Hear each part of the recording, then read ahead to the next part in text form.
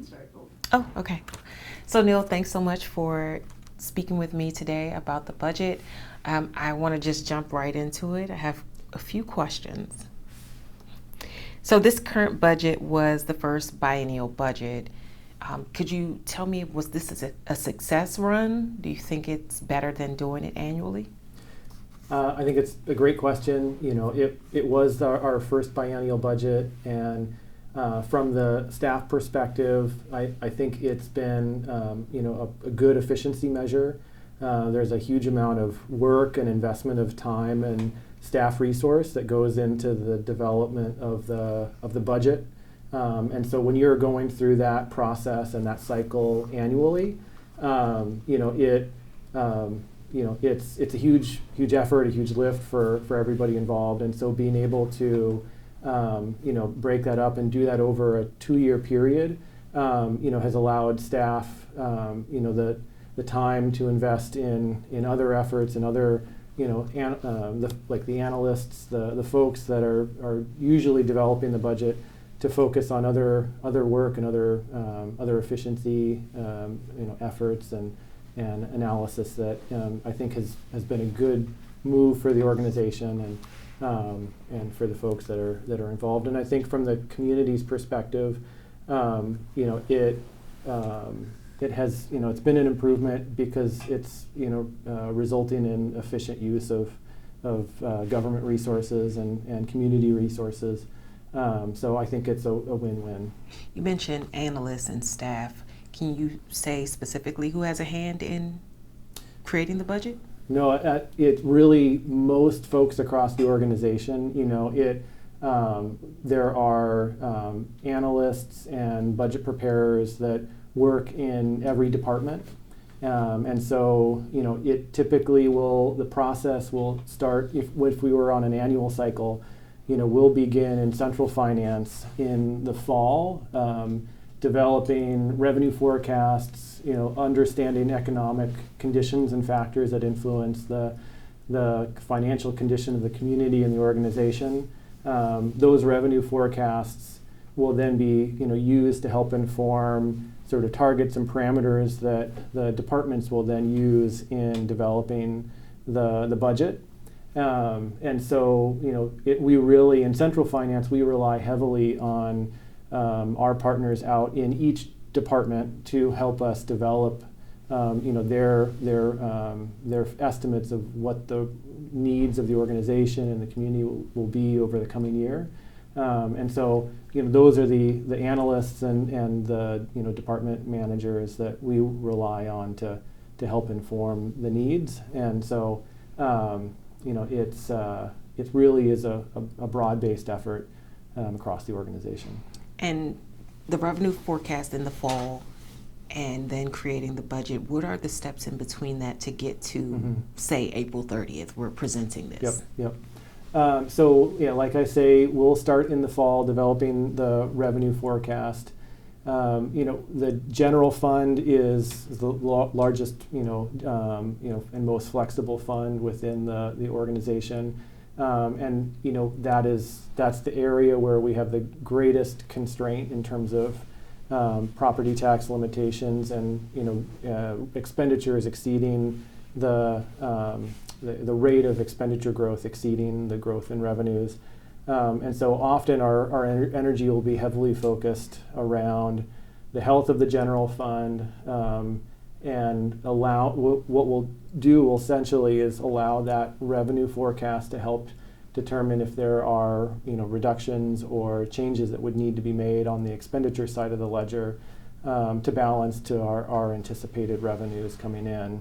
And so the revenue forecast will help to inform targets or direction to departments on how they might need to make changes to the proposed budget.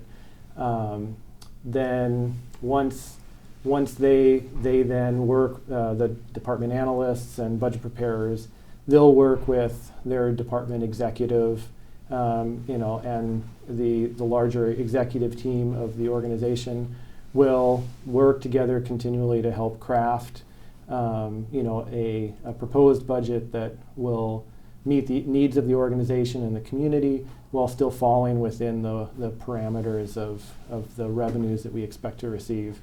So, there about January, February, that will distill into data entry into our budget software.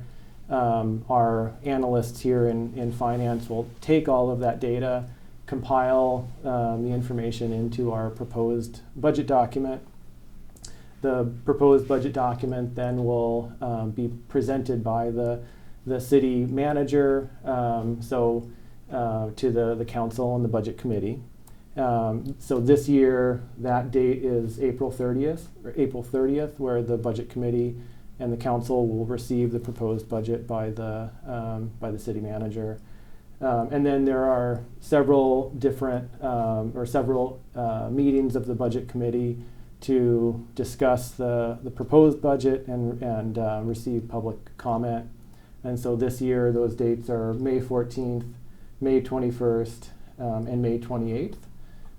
So ultimately, that will result in the budget committee making a recommendation to the city council on what proposed budget to put forward and adopt for the coming year. And so then the city council this year on June 23rd, they'll finally adopt the budget that will take effect on July 1st. Okay. And priorities for 23-25, that biennial budget, what were the priorities there? Well, I can say that the priorities were developed by the executive team and informed by the council and the council's strategic plan. And so, do you remember any of the specific priorities? I'd be happy to get you some additional follow-up there. Okay, that would be great. So it looks like the city has $1.4 billion in net resources, the current budget. In 23-25? 23-25. Okay. Yet this upcoming biennium and this current one, the deficit is over $10 million. What were causes of the shortfalls?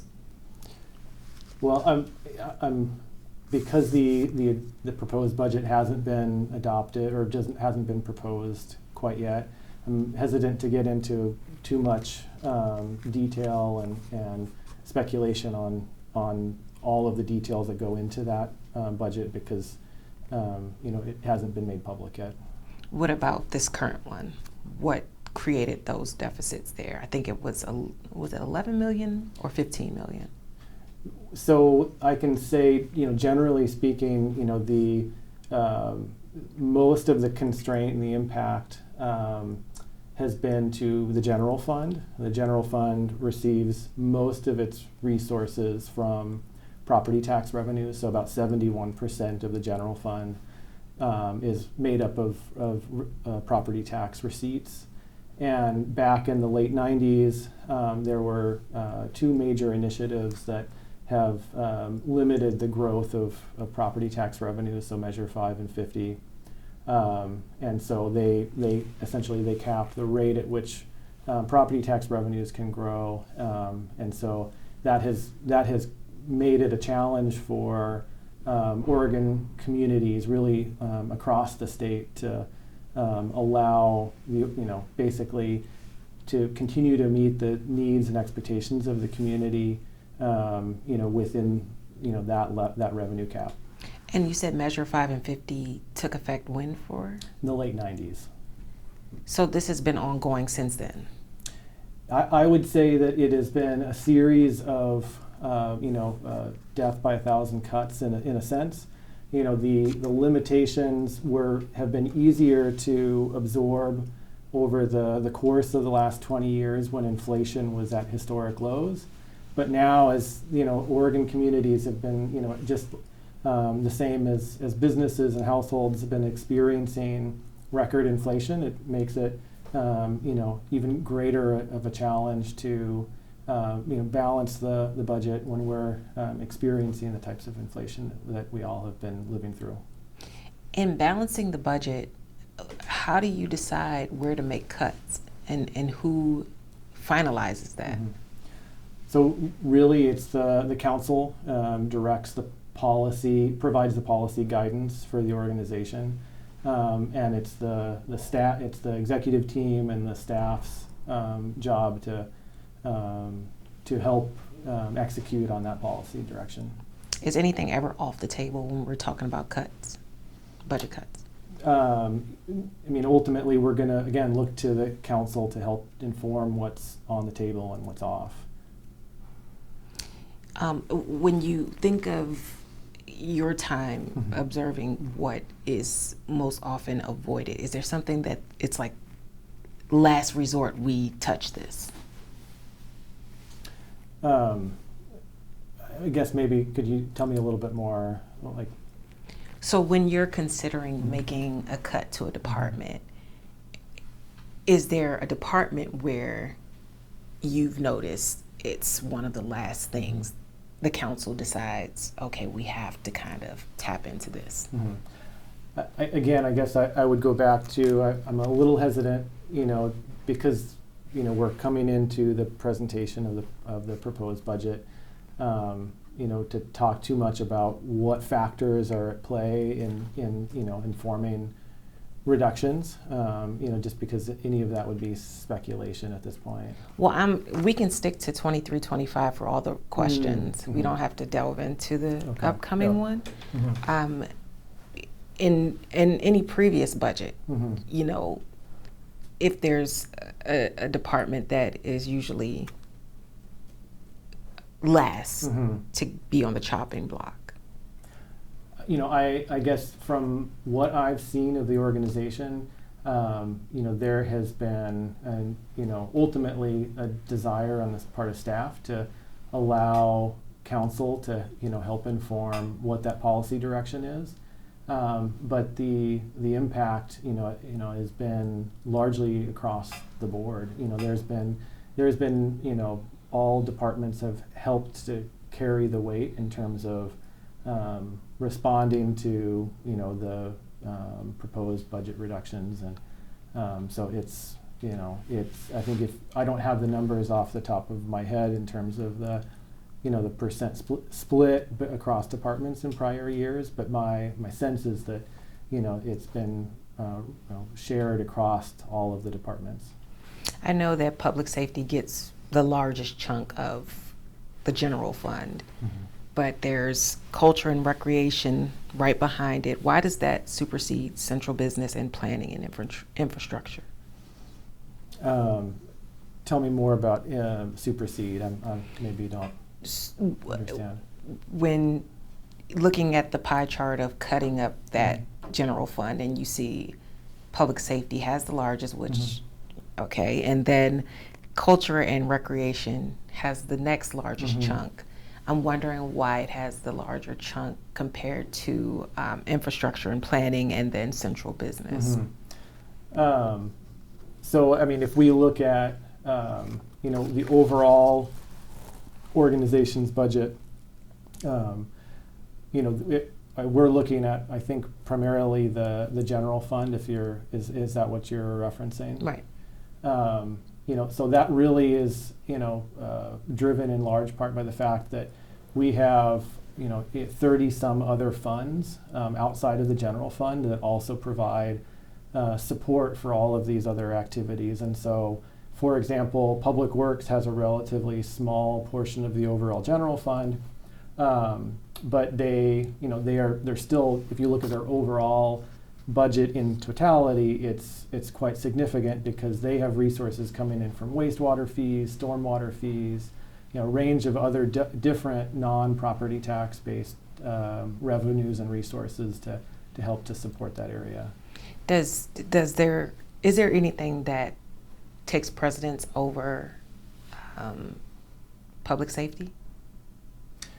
I mean, that's, I guess, getting into a policy level conversation, and as staff, we're going to look to the council to help inform and direct, how to balance different policy priorities when it comes to, balancing the different service types in the general fund. I know we've received state funding for addressing homelessness, but has any city money gone towards that effort? I can get you the details there as a follow-up. I don't have that handy. Okay. And is there a prediction for when we might get out of this cycle of deficit? It's a tough question. We're really the Measure 5 and 50 limitations that I mentioned earlier. They're in the Oregon Constitution, and so any change to those structural limitations would have to come, through a change to those constitutional limitations. Mm-hmm. So, it would be a longer term effort to make any changes to those structural limitations, and it's not anything that would happen in the near future. You mentioned, I think it was death by 1,000 cuts due to those measures. Mm-hmm. Is there a year you can remember where it started to impact the budget in a way that we started to see more of a deficit? I could go back and pull up a chart to and provide you as backup here. But I think that when inflation began to impact our entire community and the nation, that's when really the reductions that could be absorbed relatively easily became more and more difficult, and there's also the fact that it's, as we've made additional reductions over those 20 plus years since Measure 5 and 50 were initiated, it's become progressively more and more difficult to be able to make the reductions necessary to balance the budget, and so. But in terms of overall volume, we're impacted by inflation, similar to most other businesses and members of the community, and so that's really where, in terms of aggregate dollar impact, that's when things became more and more difficult. For the 23-25 biennium, did Moss Adams give any recommendations to help with it? In terms of our audit firm? Right. So, the scope and scale of Moss Adams' involvement, is really on sort of internal controls, looking at, are we following state and federal laws and requirements around our use of public funds? Do we use generally accepted accounting standards and procedures in a way that, makes us compliant with all of those requirements? That really is the scope and scale of their time here, and so they an internal audit firm like Moss Adams wouldn't typically provide sort of management or discretionary sort of guidance like that. The city has kind of a savings account as well, right? I think $10 million in there. Can any of that be used for resolving the deficit?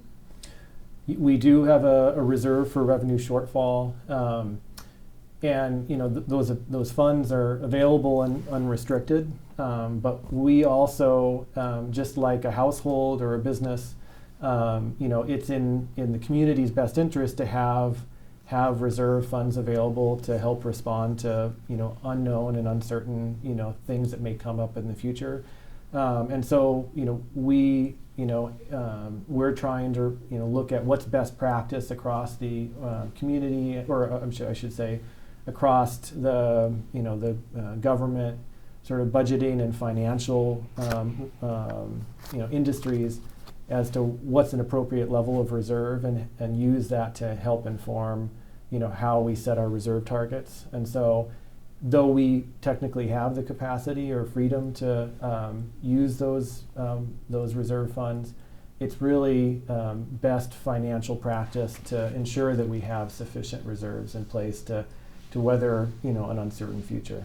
Have you ever used that money at all to fill in any deficits? I would have to go back and look. I don't have that off the top. And you said 71% roughly of the general fund is made up of property taxes. I'm wondering, with what I've seen numbers wise, our population in Eugene is growing. Wouldn't that mean more property tax coming in? Growth does, ultimately result in an incremental additional growth in property tax revenues. But, going back to the Measure 5 and 50 limitations that were instituted in the late 90s, one of the other sort of related limitations was that in order for when new property comes on to the tax rolls, in order to make sure that the tax that's assessed to that property it is equitable to its neighbors and relatively fair compared to its neighbors, the county assessor will actually reduce the property tax that's applied. So instead of taxing that new property at 100% of its assessed value, they'll reduce it to make it more comparable to its neighbors. They call it the changed property tax ratio.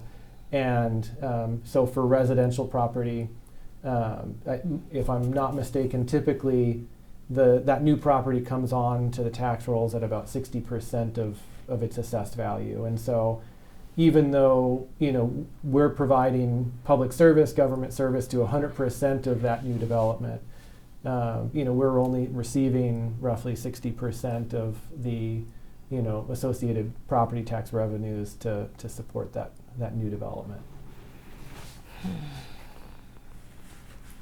So do you think the city might need, I know you said that Moss Adams only looks at the legal side of things. Does the city need a third party to come in and look at the money side of things? Well, so I would say that, so Moss Adams does, they do look at, the financial resources, the details, but I think maybe what you're speaking to is more of like on the management side. Of the money, yeah. And that really gets into like a policy realm, that I probably can't speak to, that would have to be directed by council. Okay. I will say though that the executive team, the city manager, they're always invested in looking internally, trying to find the best and most efficient way to provide community government resources or services, and respond to kind of the expectations of the community and the council. So, as staff, it is we are always trying to find the most efficient way to meet the expectations of the community. Okay, I think I have two more questions for you. The first thing is, I'm kind of figuring out where funding is coming from and programming, funding those programs. With COVID funding, are any of the programs that you implemented from that funding going to continue as the funding ends? I would have to go back and follow up on that one. Okay. And my last question, city councilors, the mayor, they all have term limits. And so it brings to question the level of commitment and how those term limits impact budgeting. Is there an impact there? In terms of the way that they view the budget process? Right, because you can have one counselor one term who's gung-ho about public safety, and then someone else who thinks we can scale back, and we're turning over these people consistently. How does that affect things? I think that the makeup of the council will always impact the policy set or policy priorities of the council body. But I think we've also been fortunate enough to have relatively stable continuity, across the council, for the past, handful of years. And so, I think that we've benefited from that as an organization, but ultimately, I guess again, this is starting to get into a realm of like policy and policy direction that, from a staff perspective, I probably shouldn't get into. Is there hope for a solution to the budget deficits we keep coming across? Can the citizens, can they be hopeful? I definitely think that there is hope. We, as staff, we're working diligently every day to, find the most efficient way to provide government resources. I know that the council, is invested in, working towards, providing clear policy guidance to staff to execute on. And I know that there are conversations at the state level around, the impact that Measure 5 and 50 have on local governments. So there's absolutely hope. And with your direct knowledge of the budget and the process, could you give an estimate of a year where you think we need this amount of time and we will get out of this? It really is. I don't. It's no. And so pretty much in telling the story, it is to blame on these measures that have impacted the way the city can take in property taxes. In the impact that Measure 5 and 50 has had an undeniable impact on, the ability for the organization to generate the revenues necessary to keep up with the pace of growth and costs. So it has been, a primary driver in the challenges that we're facing. And I promise you, Neil, this is absolutely my last question, but if this is the primary driver, are there any people in the back seat, any issues in the passenger seat that are contributing to these deficits?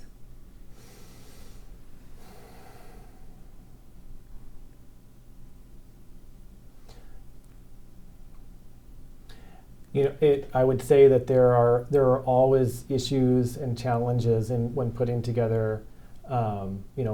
Every budget has its issues and challenges, but I would say that from the budget development process, from the ability of staff and the council to respond to those challenges, there's greater flexibility, right? And so we can pivot, we can adjust how we either provide service, or we can adjust how we can provide for ways to respond to those challenges in a way that we have limited flexibility with the limitations that Measure 5 and 50 place on us, because it's a constitutional limitation. So would you say the city has no role, or city councilors have no role in the predicament that the city's in? Tell me a little bit more. So when I'm saying that Measure 5 and 50, they created this problem primarily, there's nothing on any other side of it where the city has made moves that created some of the problem. Again, I'd say that's probably getting into a kind of a policy realm that I really can't speak to. Okay. All right. Thank you. Yeah, no, thank you.